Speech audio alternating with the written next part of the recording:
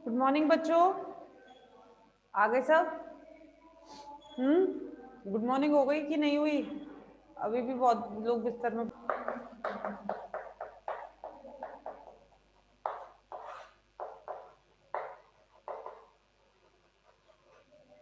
Respiration चल रहा था। रेस्पिरेशन ऑलमोस्ट कंप्लीटेड है हमारा, आज कंप्लीट हो जाएगा ये पूरा चैप्टर हमारा। 2 यूनिट्स हमारी यहाँ कंप्लीट हो जाएंगी। ठीक है, रेस्पिरेशन में हम लोग जो आज देखेंगे, कल जितना भी पढ़ाया था आप लोगों का केमी ऑस्मोटिक थ्योरी वगैरह, उसमें किसी को कोई डाउट है? कल जो हम लोगों ने पढ़ी है, किसी को उसमें कोई डाउट? केमी ऑस्मोटिक थ्योरी या एटीपी कैसे बनता है, पी मिचेल की थ्योरी है, या फिर आपका ईटीएस सिस्टम है? आई एम श्योर नहीं होगा, कल हम लोगों ने काफ़ी बार बात कर दी थी। चलिए आगे बात करते हैं। आज हम बात करेंगे दो शटल्स की। शटल्स क्या है? मैलिड एस्पार्टेट शटल, ठीक है, मैलेट एस्पार्टेट शटल, और ग्लिसरॉल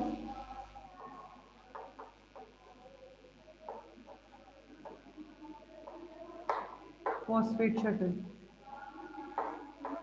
दो शटल्स की हम बात कर रहे हैं आज हम। मैकेनिज्म है ये, इसको इलेक्ट्रॉन शटल्स कहते हैं। ये दो इलेक्ट्रॉन शटल्स हैं।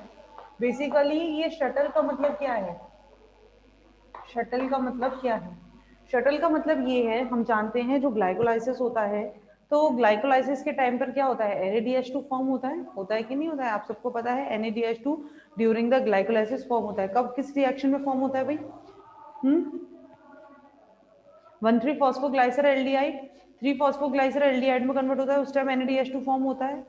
आप देख लीजिए, आप लोगों को ग्लाइकोलाइसिस रिएक्शन में करवा चुकी हूँ।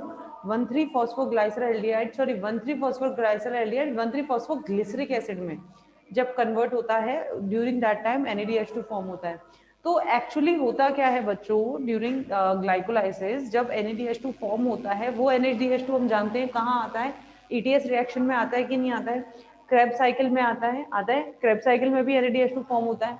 तो कहने का मतलब ये होता है कि कुछ साइंटिस्ट के अनुसार हमारी जो माइटोकॉन्ड्रियल मेम्ब्रेन होती है, या प्लांट्स की जो हम बात कर रहे हैं, रेस्पिरेशन यहाँ पर हम प्लांट्स के एवज में बात कर रहे हैं, तो प्लांट्स की जो माइटोकॉन्ड्रियल जो चेन होती है, माइटोकॉन्ड्रियल मेम्ब्रेन होती है, that are not permeable for the NADH2। उनके अकॉर्डिंगली माइटोकॉन्ड्रिया की membrane, mitochondrial membrane not permeable for NADH2, NADH2 के लिए परमिएबल नहीं होती है। इन दैट केस उन NADH2 को, उस केस में NADH2 को जो लेके आता है शटल, वो शटल की हम यहाँ बात कर रहे हैं। ठीक है, तो दो टाइप के शटल होते हैं, एक होता है हमारा मैलेट एस्पार्टेट शटल और एक होता है हमारा ग्लिसरॉल फॉस्फेट शटल। ठीक है, सबसे ज्यादा जो कॉमन है वो है ये। ठीक है, मैलेट एस्पार्टेट शटल क्या है? सबसे ज्यादा कॉमन है, और इसमें कितने ATPs फॉर्म्ड होते हैं वो हम बात करेंगे एक्चुअली। इससे पहले मैं आपको एक बात बता दूं, कुछ साइंटिस्टों का कुछ एक आध चीजों का मानना है। वो क्या मानना है? हमने कल बात करी थी कि नॉर्मली हम जानते हैं NADH2 जब ऑक्सीडाइज्ड होता है, NADH2 जब ऑक्सीडाइज्ड होता है तो ये 3 ATP फॉर्म करता है भाई।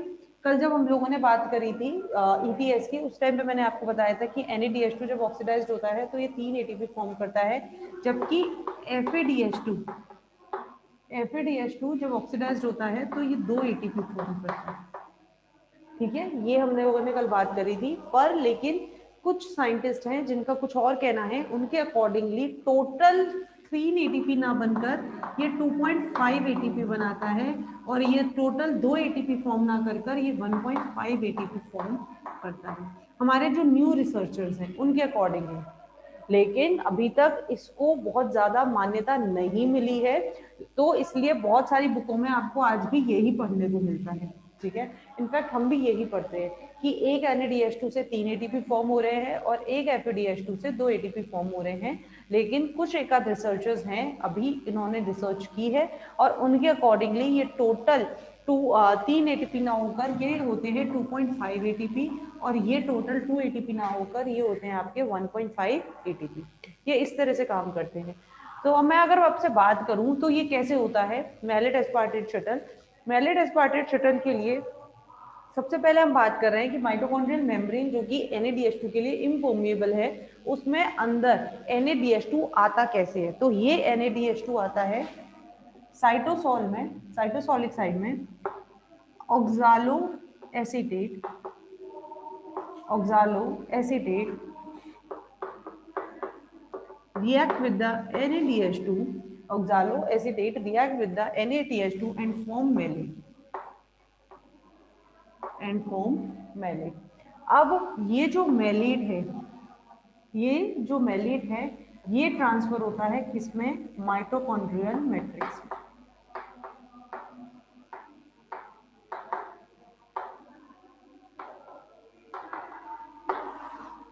फ्रॉम द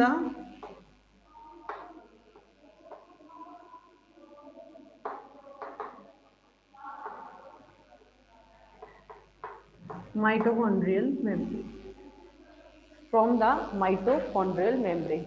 अब ये जो मैलेट है, ये जो मैलेट है, ये मैलेट किसके थ्रू आ रहा है, शटल के थ्रू। तो इसीलिए इस शटल का नाम हमने क्या रखा हुआ है, मैलेट एस्पार्टेट शटल। क्लियर, ठीक है। अच्छा, एस्पार्टेट क्यों आया है, क्योंकि ये जो मैलेट है, ठीक है, ये जो मैलेट है अंदर जो आया है, ये मैलेट टूटता है, टूटेगा। NADH2 इसके साथ बाइंड है तो ये किस में टूटेगा, ऑक्सालो एसीटेट प्लस NAD, इसी में टूटेगा, ऑक्सालो एसीटेट प्लस NAD। अब क्या होता है, ये जो ऑक्सालो एसीटेट है, ये जो ऑक्सालो एसीटेट है, ये ऑक्सालो एसीटेट का होता है बच्चों अमोनिफिकेशन। इस ऑक्सालो एसीटेट का होता है अमोनिफिकेशन, और अमोनिफिकेशन होने के बाद ये फॉर्म कर लेता है aspartate in the mitochondrial matrix. ये माइटोकॉन्ड्रियल मैट्रिक्स ही चल रहा है। कहने का मतलब, हमारा यहाँ समझने का मतलब केवल इतना ही है, हमें ना एस्पार्टेट पढ़ना है ना हमें ऑक्सालो एसीटेट पढ़ना है। हमें केवल इतना समझना है कि ड्यूरिंग द रिएक्शन, क्योंकि जो माइटोकॉन्ड्रियल मेम्ब्रेन होती है that are not permeable, scientist के accordingly that are not permeable for the mitochondrial membrane, तो इस NADH2 को अंदर माइटोकॉन्ड्रियल मेम्ब्रेन में लाने के लिए एक रिएक्शन होती है, क्या, इन द साइटोसोलिक साइड, जो साइटोसोलिक साइड है यानी कि साइटोप्लाज्म सेल का, वहां पर ऑक्सालो एसीटेट रिएक्ट करता है किसके साथ, NADH2 के साथ, और NADH2 के साथ ही रिएक्ट करके बनाता है मैलेट। ये मैलेट अंदर की तरफ यानी कि माइटोकॉन्ड्रियल मेम्ब्रेन से अंदर माइटोकॉन्ड्रियल मैट्रिक्स में जाता है through the malate aspartate shuttle, और ये मैलेट अंदर आकर दोबारा से ब्रेक होता है किसके अंदर, ऑक्सालो एसीटेट प्लस NAD। अब ये ऑक्सालो एसीटेट, इसका होता है ammonification and forms the aspartate. इस तरह से through the malate aspartate shuttle NADH2 आपके माइटोकॉन्ड्रियल मैट्रिक्स के अंदर ये जाता है। ठीक है, अब क्या होगा, अब हमें बाहर ऑक्सालो एसीटेट भी तो चाहिए। ठीक है, ऑक्सालो एसीटेट का मोनिफिकेशन हुआ किसमें हुआ, एस्पार्टेट में, और ये एस्पार्टेट वापस बाहर चला जाता है कहां पर, in the cytosolic side, from the matrix to the cytosolic side, और वहां पर जाने के बाद ये वापस क्या फॉर्म कर लेता है, ऑक्सालो एसीटेट को। इस तरीके से ये पूरी चेन चलती रहती है रिएक्शन की। ठीक है, जो नॉर्मल रिएक्शन हम लोगों ने पढ़ी है, जो नॉर्मल ग्लाइकोलाइसिस रिएक्शन मैंने आपको पढ़ाई है, पूरी जो रिएक्शन मैंने आपको पढ़ाई है, ग्लाइकोलाइसिस, क्रेब्स साइकिल, ETS, और जितने मॉलिक्यूल्स मैंने बताए हैं आपको कि वहां पर वो फॉर्म हो रहा है, वहां पर वो फॉर्म हो रहा है, वो सब किससे होता है, थ्रू द आपके मैलेट एस्पार्टेट शटल से। कैसे, मैं आपको बात करते हैं हम, ये बात समझ में आ गई बच्चों, ठीक है, चलिए।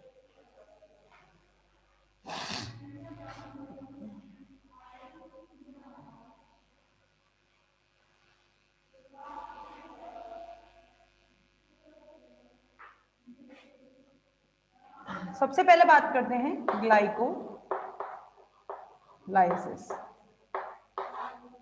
सबसे पहले बात करें ग्लाइकोलाइसिस।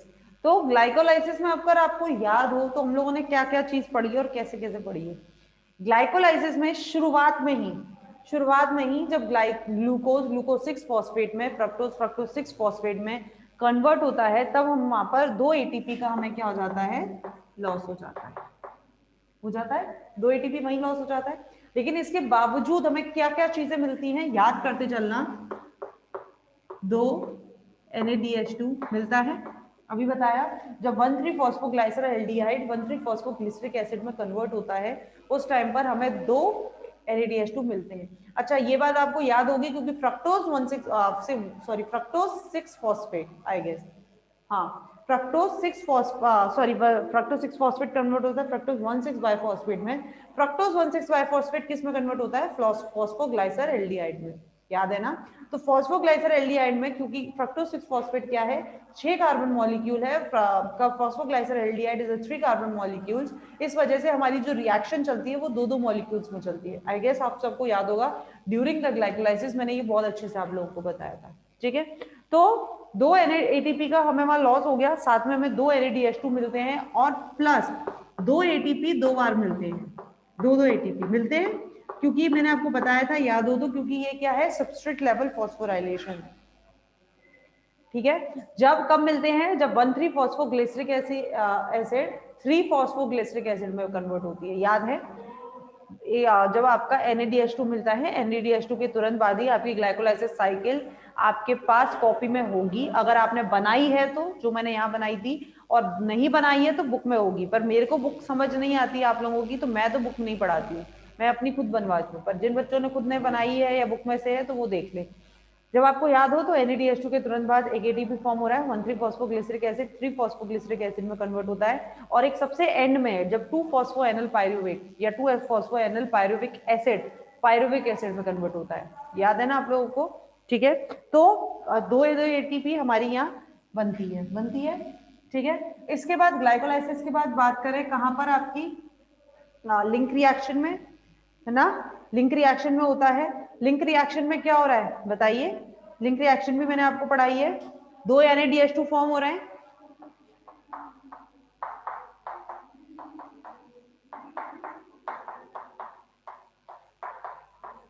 भाई, लिंक रिएक्शन में 2 NADH2 फॉर्म। इसके बाद आ जाओ क्रेब्स साइकिल में।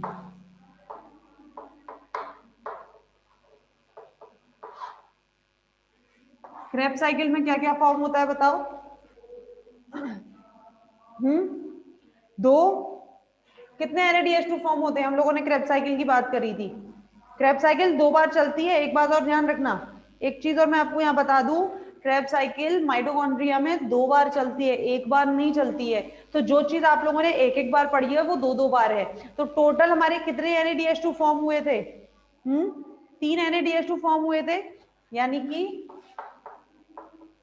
2 NADH2 एक बार, 2 NADH2 एक बार और 2 NADH2 एक बार। हुए थे कि नहीं हुए थे, याद हो, मतलब 3 हुए थे टोटल, पर 2 बार साइकिल चलती है तो मैंने 2 कर लिख लिया। 2 NADH2 2 NADH2 2 NADH2 plus 2 GTP, 2 बार चलती है cycle, plus 2 GTP plus 2 FADH2, याद है। आइसोसिट्रिक एसिड जब किसमें, ऑक्सालोसक्सिनिक एसिड में, आइसोसिट्रिक एसिड जब ऑक्सालोसक्सिनिक एसिड में कन्वर्ट हुआ है तब एक NADH2 बनता है। ऑक्सालोसक्सिनिक एसिड अल्फा कीटोग्लूटारिक एसिड में, और अल्फा कीटोग्लूटारिक एसिड जब सक्सिनाइल कोएंजाइम ए में बदलता है तब एक NADH2 फॉर्म होता है। सक्सिनाइल कोएंजाइम ए जब सक्सिनिक एसिड में कन्वर्ट होता है उस टाइम एक GTP फॉर्म होता है कि नहीं होता है।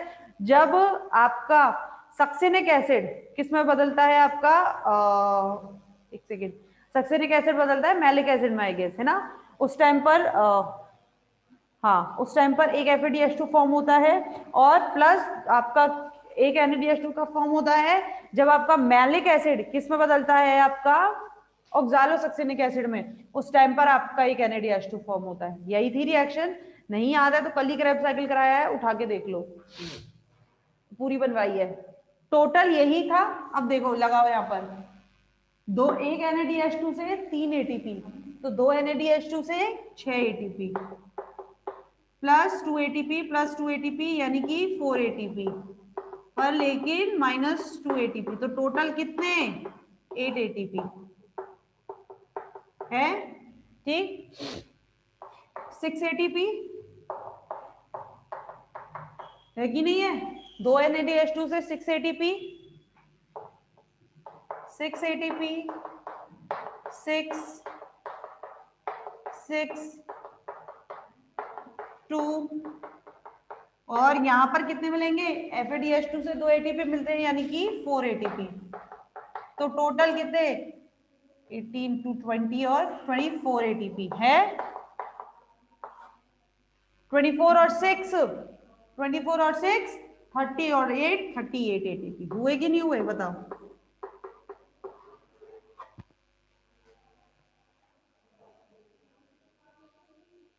क्लियर है भाई।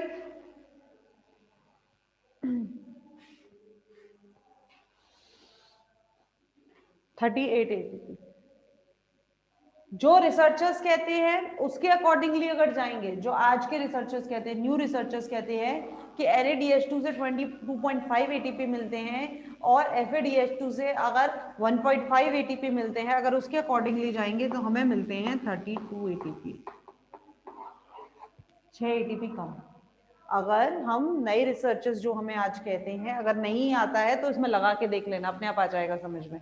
मैं उसके अकॉर्डिंगली नहीं बना रही क्योंकि हम यही पढ़ते हैं, 38 ATP पढ़ते हैं, तो मैं 38 ATP आप लोगों को लेकर चल रही हूँ। अगर आप लोगों को नहीं आ रहा है कि मैडम रिसर्चर्स जो कह रहे हैं उसके अकॉर्डिंगली 32 कैसे होता है, तो अपने आप ये रिएक्शन इक्वेशन ये करके देखना, मल्टीप्लीकेशन आ जाएगा 32 ATP, ठीक है। लेकिन हम अभी तक क्या पढ़ रहे हैं 38, इसका अभी तक कोई प्रूफ नहीं आया है कि 32 होते हैं या नहीं होते, हालांकि कुछ रिसर्चर्स का मानना है पर लेकिन अभी तक कोई प्रूफ नहीं है इसका। क्लियर। तो 38 ATP समझ में आ गए कि टोटल पूरी रेस्पिरेशन में, ETS नहीं लगाते क्योंकि ETS में तो लॉस होता है, गेन नहीं होता है, ठीक है, तो ETS का नहीं लेते हैं, ETS में यही ATP कंज्यूम्ड होते हैं during the ETS, electron transport system.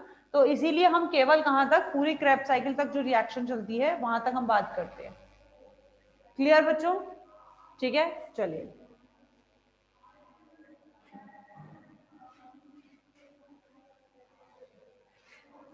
किसी को कोई डाउट है तो पूछो भाई, मैलेट एस्पार्टेट शटल में किसी को कोई डाउट है तो पूछिए।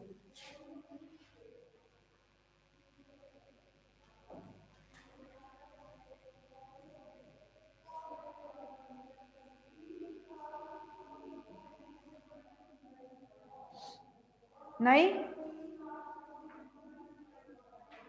चलिए मान के चल रहे कोई डाउट नहीं है। Glycerol phosphate shuttle, glycerol phosphate shuttle एक तो लेस इफेक्टिव है, इसकी बात हम कम करते हैं क्योंकि इसके अंदर ATP लॉस ज्यादा दिखाते हैं, ठीक है। तो ग्लिसरॉल फॉस्फेट शटल की हम बात थोड़ी कम करते हैं।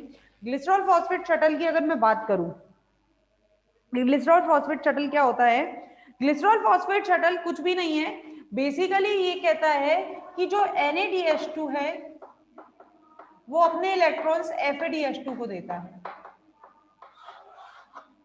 ठीक है।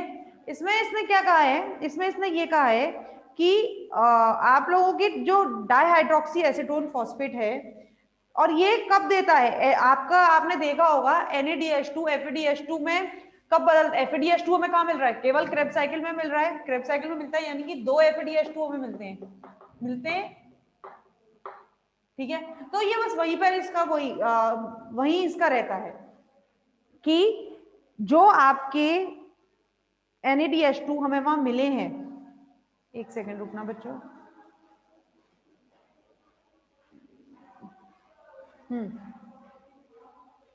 इसको पहले देखते हैं ग्लिसरॉल फॉस्फेट शटल को। ग्लिसरॉल क्यों नाम दिया है इसको, ग्लिसरॉल फॉस्फेट शटल, DHAP कहां बनता है ये बताओ, ग्लाइकोलाइसिस में।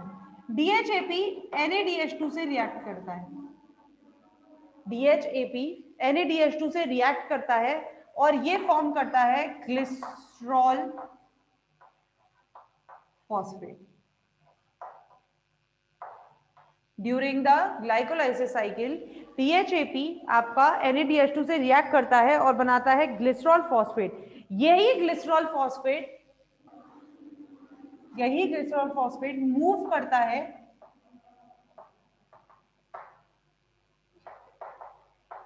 Outer surface of inner membrane.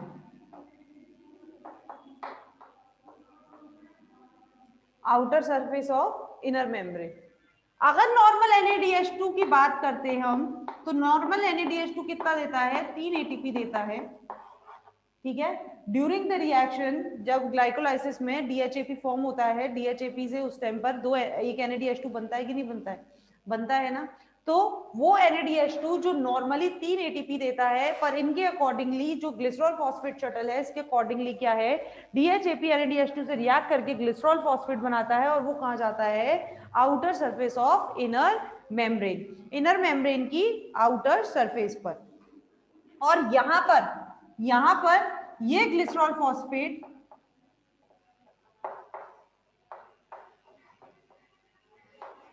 React करता है FAD से और क्या बनाता है? FADH2। यानी कि जो NADH2 यहां पर 3 ATP देता, वो अंदर आने पर कितना ATP देगा? 2 ATP। तो यहाँ टोटल कितने ATP का लॉस हो गया है? 1 ATP का लॉस हुआ कि नहीं हुआ बच्चों? हुआ ना भाई। यहां अगर नॉर्मल हमारा NADH2 होता, ग्लिसरॉल फॉस्फेट शटल जो होता है, इसमें केवल और केवल हमारे 2 ATP लॉस हो जाते हैं। कि मैलेट एस्पार्टेट शटल में तो हमने 38 ATP फॉर्म किए थे, जबकि ग्लिसरॉल फॉस्फेट शटल में हमारे 36 ATP फॉर्म होते हैं। और ये 36 ATP कहाँ हो जाते हैं? During the reaction of the glycolysis जो NADH2 फॉर्म होता है, वो NADH2 कन्वर्ट ना होकर ये NADH2 किस में कन्वर्ट हो जाता है? FADH2 में कन्वर्ट हो जाता है। और FADH2 में कन्वर्ट कैसे होता है कि यही NADH2 DHAP यानी कि डाइहाइड्रोक्सी एसीटोन फॉस्फेट से रिएक्ट करता है और बनाता है ग्लिसरॉल फॉस्फेट। ये ग्लिसरॉल फॉस्फेट जब माइटोकॉन्ड्रिया में आता है, माइटोकॉन्ड्रिया की इनर मेम्ब्रेन पर आता है, तब ये FAD से रिएक्ट करके बना देता है FADH2। यानी कि जो NADH2 था वो किस में कन्वर्ट हो गया है? FADH2 में। और साथ में क्या बन जाता है यहाँ पे? इसके DHAP वापस फॉर्म हो जाता है, यानी कि डाइहाइड्रोक्सी एसीटोन फॉस्फेट। NADH2 केवल कन्वर्ट क्या हुआ? NADH2 हुआ, नहीं हुआ। और यही FADH2 किस में चला जाता है? ETS इलेक्ट्रॉन ट्रांसपोर्ट सिस्टम में। तो अब आप देखो वहां पर हमारे कितने थे? ग्लाइकोलाइसिस में भी बोला 2 NADH2 थे या नहीं थे? 2 NADH2। अगर हम मैलेट एस्पार्टेट शटल की बात करते हैं, तो मैलेट एस्पार्टेट शटल में ये हमें देंगे 6 ATP देंगे।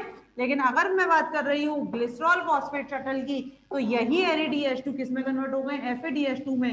तो हमें केवल क्या मिलते हैं यहाँ पर? 4 ATP।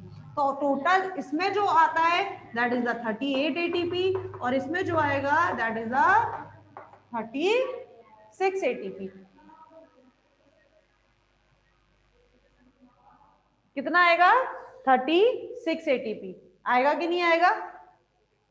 आ गई बात समझ में? मैलेट एस्पार्टेट शटल में और ग्लिसरॉल फॉस्फेट शटल में क्या अंतर है? दोबारा समझ लो। मैलेट एस्पार्टेट शटल क्या होता है? मैलेट एस्पार्टेट शटल आपका पूरा ग्लाइकोलाइज जो हमने पढ़ा है, वो हमने मैलेट एस्पार्टेट शटल के अकॉर्डिंग ही पढ़ा है। It is the most common shuttle. क्यों? क्योंकि इसमें हमें जितने ATP बनते हैं उतने मिलते हैं, जबकि ग्लिसरॉल फॉस्फेट शटल में हमारे 2 ATP का लॉस हो जाता है।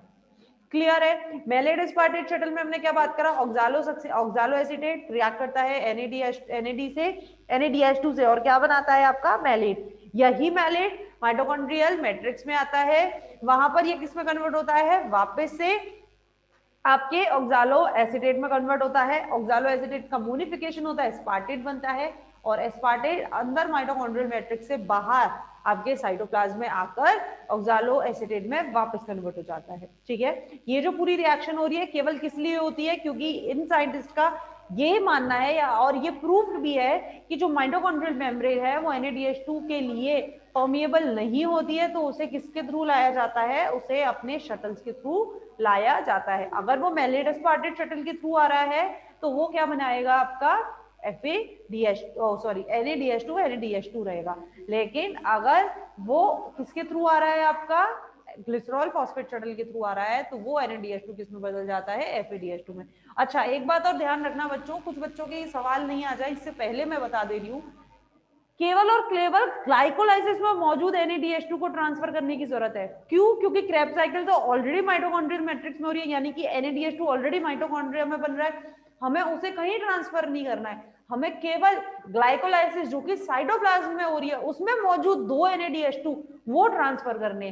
तो अगर मेलेड एस्पार्टेट शटल के थ्रू आ रहा है तो वो 2 NADH2 6 ATP देंगे, और अगर ग्लिसरॉल फॉस्फेट शटल के थ्रू आ रहा है तो वो 2 NADH2 हमें 4 ATP देंगे, क्योंकि ड्यूरिंग दिस ट्रांसफर वो NADH2 FADH2 में कन्वर्ट हो जाते हैं। अब बताओ किसी को कोई डाउट हो तो, in the malate aspartate shuttle और ग्लिसरॉल फॉस्फेट शटल।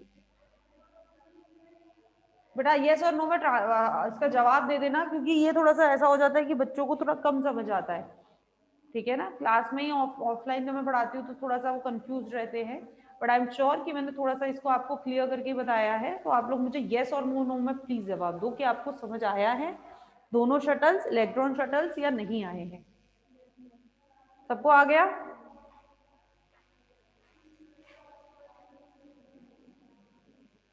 चलिए, तो मतलब सबको समझ आ गया है, ठीक है ना, दोनों शटल्स। अच्छा इसमें भी आप लगा सकते हैं वही सारी चीजें, ठीक है। वहां पर अगर आप देखेंगे तो मैंने आपको बताया था 32 ATP बन रहे थे, अगर 2.5 और 1.5 वाला सिस्टम करेंगे तो, और अगर आप ग्लिसरॉल फॉस्फेट शटल मिलाएंगे तो 2 ATP और लॉस हो जाएंगे, यानी कि 30 ATP मिलेंगे, मिलेंगे ना भाई। 2 ATP लॉस कर दो 32 में से, क्योंकि 38 में से भी तो 2 हो रहे थे 36, तो 32 में से 2 को लॉस कर दो तो 30 ATP, ठीक है। चलो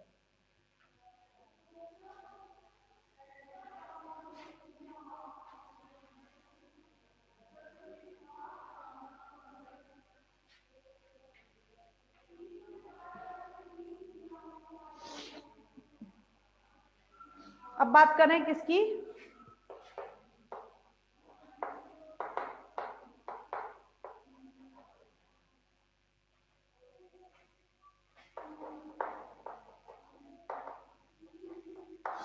रेस्पिरेटरी क्वेश्चन।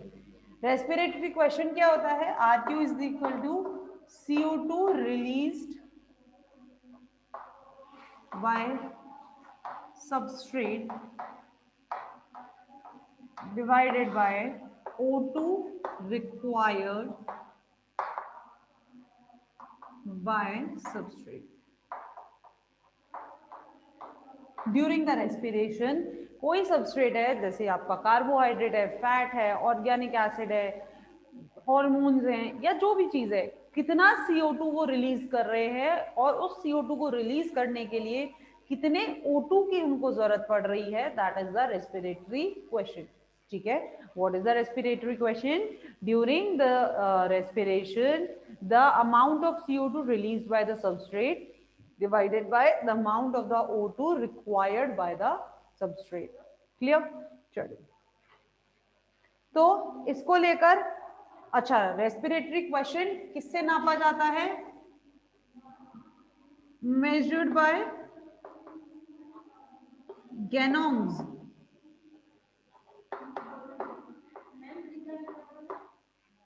हो गया आधा घंटा, मुझे पता भी नहीं चलता। बच्चों पहले रिज्वाइन कर लीजिए क्लास।